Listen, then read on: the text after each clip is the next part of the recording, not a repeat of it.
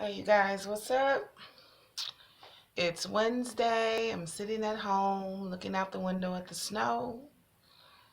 Caught up on Love and Hip Hop New York, episode 1 of season 9.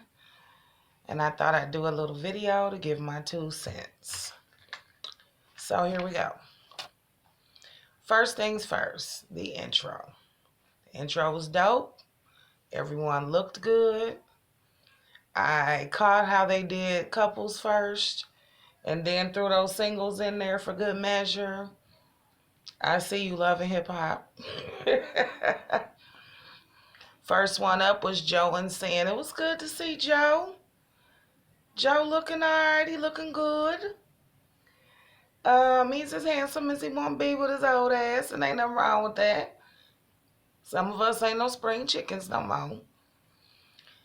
Sin looking good, looking happy. I only have one thing to say about the Joe and Sin situation, and that is, Joe, fuck your woman.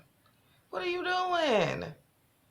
Did you not learn anything from the whole Lyrica and A1 situation? Meaning, if she ain't getting it at home, she gonna go get it somewhere else? Had Lyrica out here hoeing out in these streets. Joe, you better fuck your baby mama and she fly. Come on now, get it together. Next, we see Joe, Rich, and Safari having lunch. That was interesting. Joe walks up with the baby. The baby is freaking adorable. Oh my God, their baby's so cute. Not too much to say about that. Yes, Joe, take your son, run, hide him from Safari, because you don't need him around that foolishness. Then we come to Kimbella and Jewels. I don't know too much about Jewels. I know Kimbella from being on the show previously. Um, she's looking good. She looks a lot different. I'm not sure if she, just got a little thick from having kids or what's really going on there. Jewels is kind of cute. I'm not really familiar with him or his music. I've heard his name. That's about it. Um, he tells this little story about him getting caught up with the gun at the airport, and I don't really know what to say about that. I don't understand how those kind of accidents happen, but far be it from me to judge. I feel like the fact that you fled kind of alludes to your guilt. That's just my personal opinion. I see you and Kimbella in therapy, which is probably a good thing. Hopefully that can only help the situation in the relationship. Um, I feel like when a woman says, yes, I've been with my man 9 whole years, with all that emphasis on the 9, that's probably not a good sign. She's probably tired of your ass. Or at least that's how I took it. I hope that works out for them. Let's get it together. Black love, honey. Let's get this shit together. After 9 years, I deserve to be loved, Jewels, and treated right. Okay? Next we see Alexis Sky. I don't even know what to say about Alexis Sky. I mean, she was cool in Atlanta or whatever. I don't really know about her and Fetty Wap and Masika and whose baby it is, who baby it ain't, and who baby came first. Don't know, don't care, sorry. So it's kind of messed up to hear about the complications that Alexis had having the baby. That of course isn't awesome and really sucks. Thank God that they made it through and doing well. Fetty, help that girl with that baby. It ain't that hard, Fetty. Come on, help this child with this baby. And if you're not gonna help her with the baby, then go ahead, do the DNA test, and find out for sure if it's your child or not. If not, keep it moving. If so, help that girl with that baby. She done had a hard time with that pregnancy with the labor and delivery and the recovery of the child. You need to help that girl with your baby. And that's coming from a single mother. Okay, get that shit together. That's not cute. Not cute at all. Um, and what was really funny about Fatty when they brought his ass up in the little meeting or whatever where she's signing her contract, excuse me, and getting her little Treyway chain, pause, sidebar. I could have sworn like last week I saw an interview with Takashi where he said on the Black Breakfast Club that Treyway was some shit he made up. Unsidebar. Clearly Treyway's a real motherfucking person and a real motherfucking thing. Now y'all correct me if I'm wrong. Anyway, Fatty got the nerve to be cute on one side.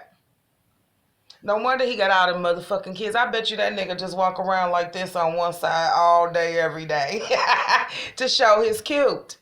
Because that other side, a little Bushwick Bill. But honey, this side, the good side, he kind of cute. So I see how Fatty out here getting some because I was wondering, I'm just saying.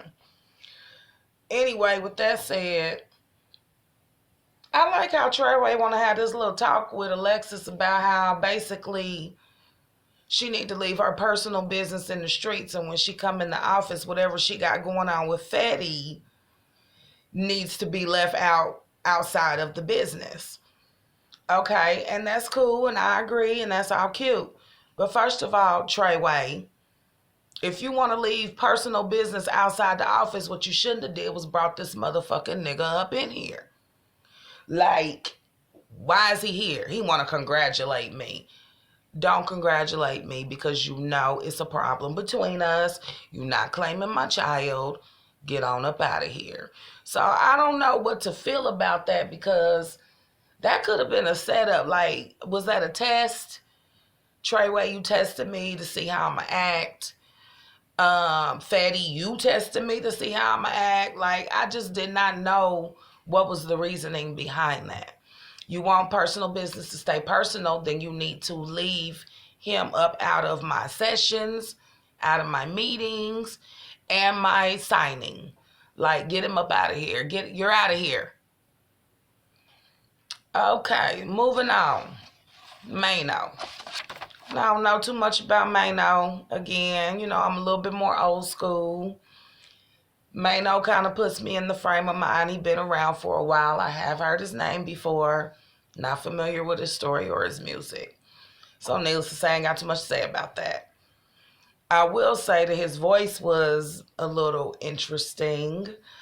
I didn't quite know how to take it. It was kind of like a crossover between The Godfather and Candyman. Now, that's just my opinion. Mano, don't at me. I'm just saying. Okay? I ain't trying to voice shame because I don't have the best voice in the world either. Anyway, I did crack up, though, when he kept saying balance. I'm thinking to myself, what the fuck is balance? What does he mean? Is he saying balance? Because a balance is some shit you hang up with your curtains. And then once he got to talking about Maggie and how his girlfriend, sad to say Maggie, got shot at some concert with him and T.I., which is real fucked up. I'm being mad sister. I come to your concert as your girlfriend, and I'm the motherfucker that gets shot. That's a problem. Anyway, he kept saying violence. So I'm like, what the fuck is this nigga saying? Finally, I realized after he said it like 3 times that he meant violence. Okay, man, now, like, I'm gonna need you to get, whatever it is you got going on up in here, bruh, because you handsome, you thick. I like them thick. Ain't nothing wrong with that, bruh. But this right here, how you gonna rap and you can't say words properly? I'm just asking. Don't shoot the messenger. Anyway, moving right along. It was great to see Joe sit down and have a serious talk with Safari. Somebody need to tell him. I respect Joe for letting Safari know that the way he moving out here is the reason why he out here looking like a target. Safari, sit your ass down. You ain't hood. You ain't thug. Anybody can look at you and see that. So I agree with Joe. You need to stay in your lane. Gangster music, thugged out venues is not your lane. You need to be handsome, take your shirt off, rub some coconut oil on your ass, and talk to the ladies. Because the fellas ain't here for your bullshit. They gonna stay testing you. Because, like Joe said, you ain't gotta be that corny. Now, I like your little sexy ass. I love your personality. But you do too much all the time. And you need to chill. For you fuck around and get hurt out here. I'm just saying, stay in your lane, Safari. Stay in your lane. Now, moving right along. Seeing motherfucking ass pulling her titties out in that car with Joe. Seeing, I am not mad at you, girl. You got to use all your feminine wiles. Something ain't right about that. Fine as you are, he ought to be giving you something just on GP. And I get he's older and probably tired and did a lot of drugs, had a lot of sex. And I get all of that. But that's some shit you should have thought about before you hooked up with a younger woman. I don't blame Sam one bit. I'd have felt a way if it was me. And I probably would have jumped on up out the ride too. So I didn't wheel Mill on his ass in that back seat. Now, that's just me. And I'd also like to say, Joe of the Buttons, as a man, you ain't getting no sex at home. You feel perfectly justified in going out and cheating. Y'all number one excuse be, oh, I wasn't getting none at home. Well, guess what, honey? That shit works both ways. Now, you better give your woman that beefcake. That's what you better do. And then, seeing like girls, too. So quiet as it's kept, she can cheat. And it don't have to be with a man. Catch that. Don't let best friend be girlfriend. I'm just saying, Joe, you better watch out. That's some thin ice you treading. That is some thin ice you treading. Now, if you don't want that girl, keep doing what you're doing because you're going to get what you want. Sin is young and fine. Okay?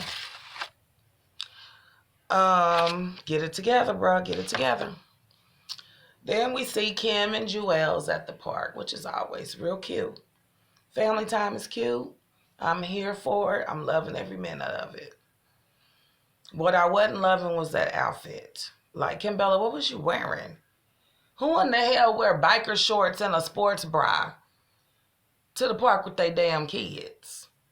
Now, I'm just saying, that wasn't cute to me. Now, you a cute girl if you got it, flown it.